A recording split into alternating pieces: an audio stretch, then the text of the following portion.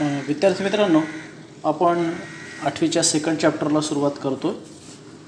Second chapter आहे parallel line.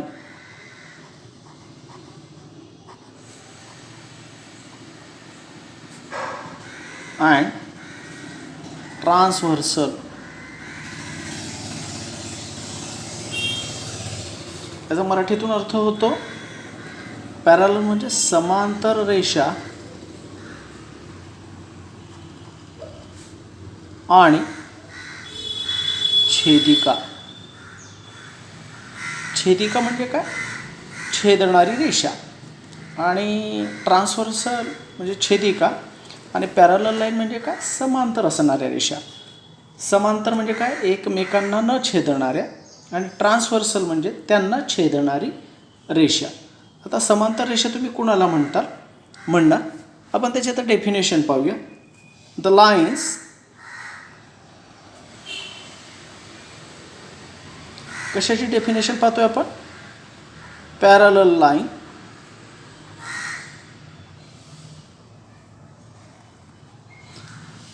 the lines in the same plane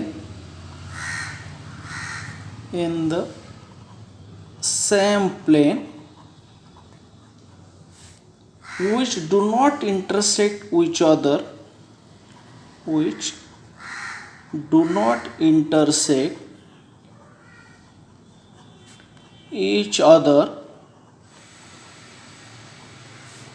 are called parallel lines.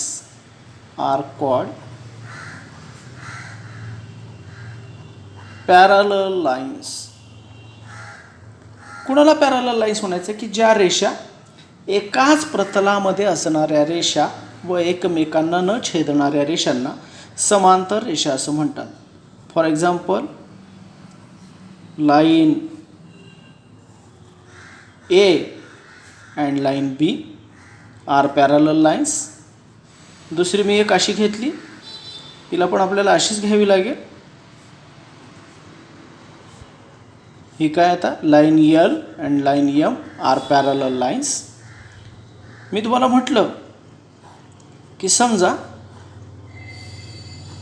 ही एक line आहे आणि ही एक लाईन आहे, या दोन्ही पॅरलल येतील का? नाही. तर ही पॅरलल लाईन नाही. याला जर आपण म्हणता येईल लाईन, सपोज याला म्हणूया आपण के and L, not parallel line. बरोबर. आणि दुसरं म्हणजे ही प्रत्यक्ष एकमेकांना छेदते, या पॅरलल नाही आहेत. पण एखादी फिगर अशी पण येऊ शकते, म्हणजे समजा ही एक लाईन आहे आणि दुसरी ही एक लाईन आहे. प्रत्यक्ष आपल्याला क्रॉस झालेले दिसत नाही, तरी पण ह्यासुद्धा लाईन पॅरलल नाहीत. एक M and N, line K and line L are not parallel to each other and line M and line N are not parallel to each other.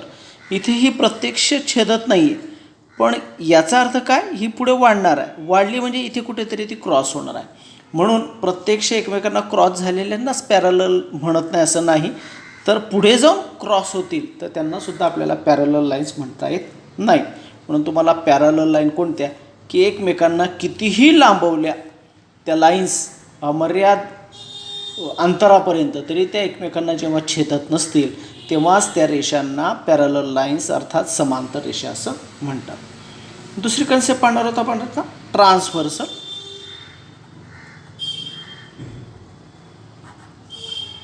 Parallel लाईन्सला काय म्हणतो आपण? समांतर रेषा. आणि ट्रान्सव्हर्सलला आपण म्हणतो छेदिका. छेदिका याचा अर्थ काय? जी छेदते, क्रॉस जाते, तिला छेदिका असं म्हणतात.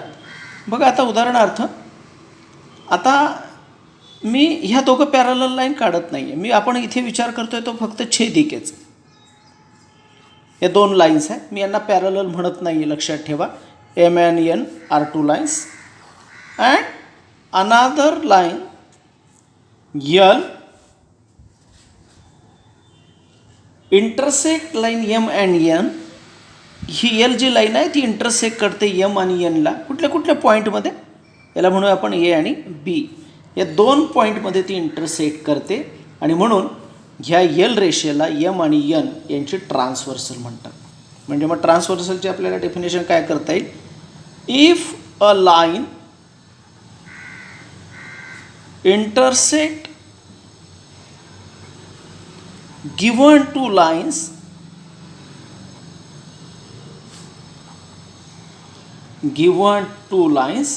in two distinct points,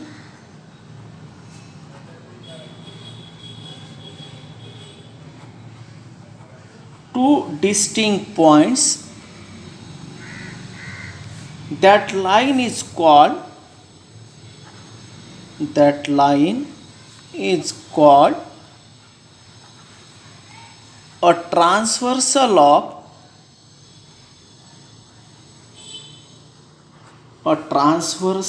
of those two lines. आणि म्हणून याच्यामध्ये यल ही यम आणि यन या दोन्ही रेषांची ट्रान्सव्हर्सल लाईन आहे. पण काय होतं मित्रांनो, दोन रेषा जर आपण घेतल्या, सपोज ही एक लाईन घेतली, ही एक लाईन घेतली आणि ह्या लाईनला एक ट्रान्सव्हर्सल आपण तिसरी टाकली, तर या ट्रान्सव्हर्सल लाईनीमुळे काय होतं, या फिगरमध्ये 8 वेगवेगळ्या प्रकारचे कोन तयार होतात. आपण 8 कोणते कोन तयार होतील पहा. हा एक अँगल नंबर 1, हा अँगल नंबर 2, हा अँगल नंबर 3, हा अँगल नंबर 4, हा अँगल नंबर 5, हा 6, हा 7 आणि हा 8. तर 8 वेगवेगळ्या प्रकारचे अँगल तयार होतात. म्हणजे जर दोन लाईन्स असल्या, त्या समांतर असल्या तरीही 8 कोन होतील. या समांतर नसलेल्या लाईन आहे, मी इथे समांतर असणाऱ्या 2 लाईन टाकल्या आणि ही ट्रान्सव्हर्सल टाकली. इथे पण 8 कोन आहेत, इथे पण 8 आहेत. उदाहरणार्थ हे इथे 4 आहेत आणि हे इथे 4 आहेत. पण रेषा जर समांतर असल्या तर ह्या अँगलचे गुणधर्म वेगळे राहतील. रेषा समांतर नसल्या तर गुणधर्म वेगळे राहतील आणि रेषा समांतर असल्या तर गुणधर्म वेगळे राहतील. पण या प्रत्येक अँगलला काहीतरी नाव दिलं पाहिजे. म्हणून हा अँगल असेल, याचा आणि याचा काहीतरी संबंध आहे, याचा आणि याचा काहीतरी संबंध आहे. आणि म्हणून आपण या प्रत्येक अँगलचं आता नाव पाहणार आहोत. म्हणजे जे 8 अँगल तयार होतात त्या 8 अँगलपैकी प्रत्येक अँगलला नेमकं काय म्हटलं जातं ते आपण पाहणार आहोत. पहिला विचार आपण करूया. आता मी एक फिगर काढतो आणि प्रत्येकाने व्यवस्थित समजून घ्या. मग आपण पुढचं हेडिंग देऊया, अँगल मेड बाय ट्रान्सव्हर्सल. म्हणजे छेदिकेमुळे तयार होणारे कोन. छेदिकेमुळे तयार होणारे कोन म्हणजे ट्रान्सव्हर्सलमुळे 8 अँगल तयार होतात. या 8 अँगलला नेमकं आपण काय म्हटलं पाहिजे? पहिला आहे आता करस्पॉन्डिंग अँगल.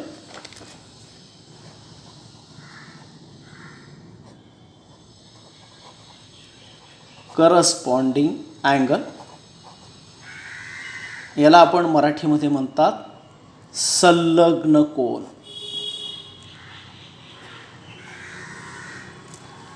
करस्पॉन्डिंग अँगल म्हणजे संलग्न कोन. आता हे कुणाला नेमकं म्हणायचं आता corresponding angle?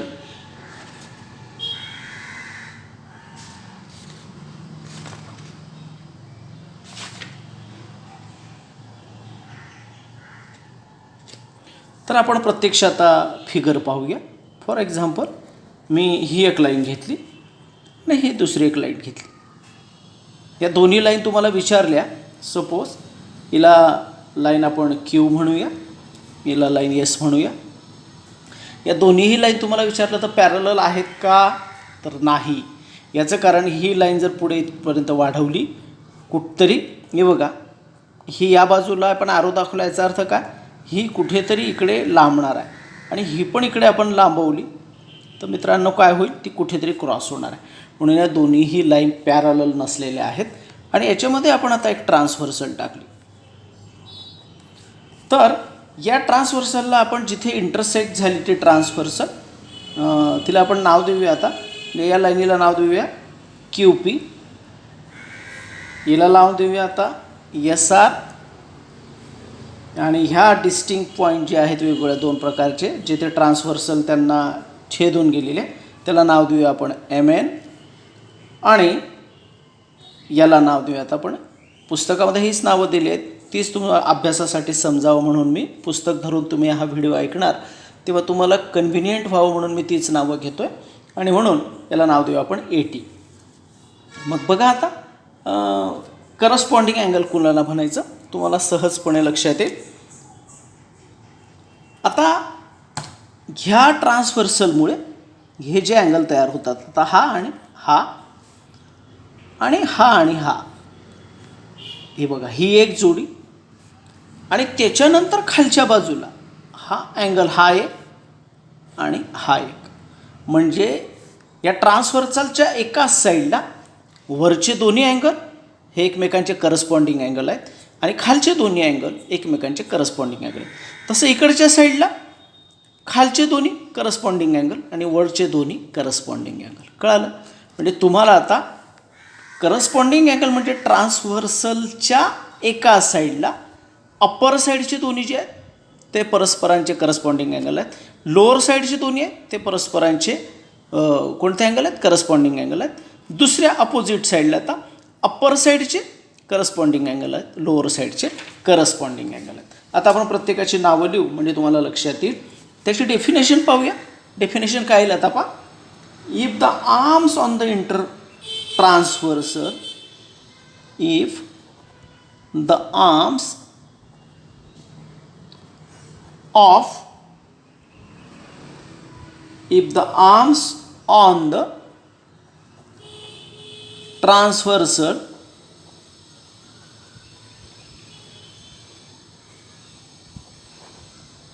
of a pair of angle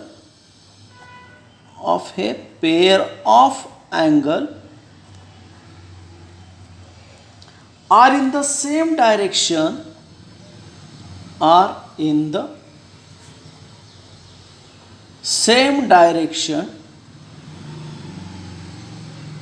and the other arm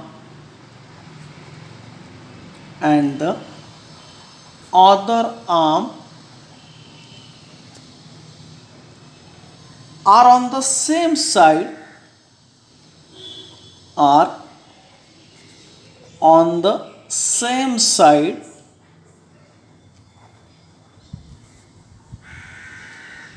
of the transversal,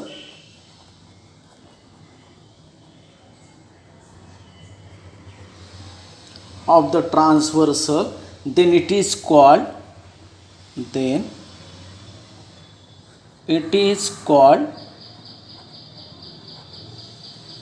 a pair of corresponding angle.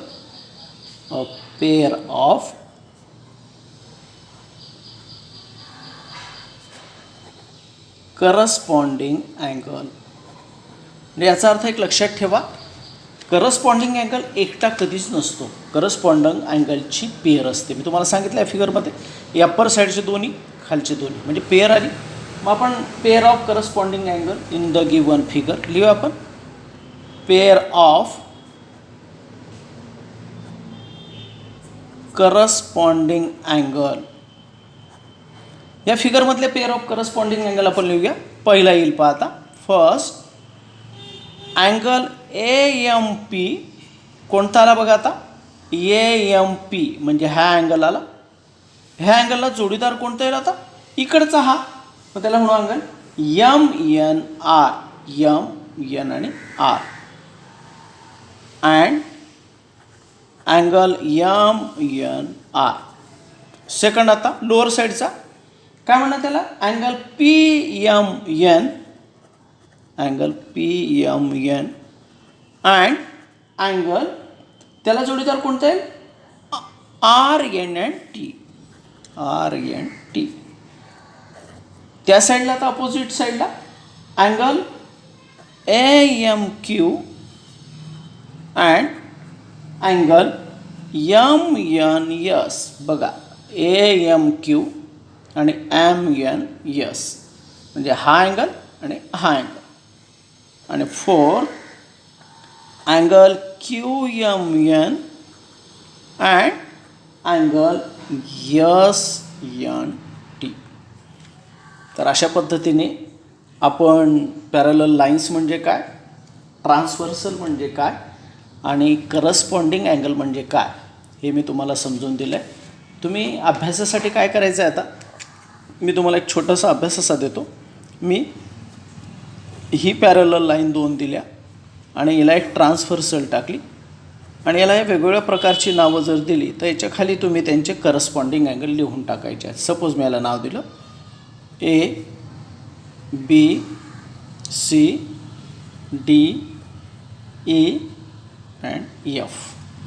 अशा पद्धतीची नावं दिलीत मी आणि याच्या सेंटरला नाव देऊन आता G अँड H. बरोबर. ते तुम्हाला इथे 4 वेगवेगळ्या प्रकारच्या करस्पॉन्डिंग अँगलच्या पेअर लिहायचे आहेत. तर हा तुमचा आजच्यासाठीचा होमवर्क असेल. ही फिगर काढा आणि याच्या साईडला बरोबर याचे करस्पॉन्डिंग अँगल लिहायचे आहेत. ज्या ज्या विद्यार्थ्यांनी अभ्यास केला असेल त्याने तो आपल्या ग्रुपवर आधी टाका आणि मग मला कळेल की तुम्हाला सगळ्यांना ही कन्सेप्ट कळेल. उद्याच्या तासाला आपण त्याचा पुढचा अँगलचा जो प्रकार असेल तो आपण नक्कीच पाहणार असू. पुढचा अँगलचा मित्रांनो प्रकार आहे तो आहे इंटेरियर अँगल. सगळेजण शांतपणे घरी राहा, व्यवस्थितपणे अभ्यास करा. मी पुनश्च सांगतो, मोबाईलसाठी कुटुंबामध्ये भानगडी होणार नाही, त्रास होणार नाही आणि मोबाईल अभ्यासासाठीच वापरा. एवढं सगळ्या विद्यार्थ्यांनी सांभाळायचं आहे. सगळ्यांनी शांतपणे ऐकून घेतलं. Thank you very much.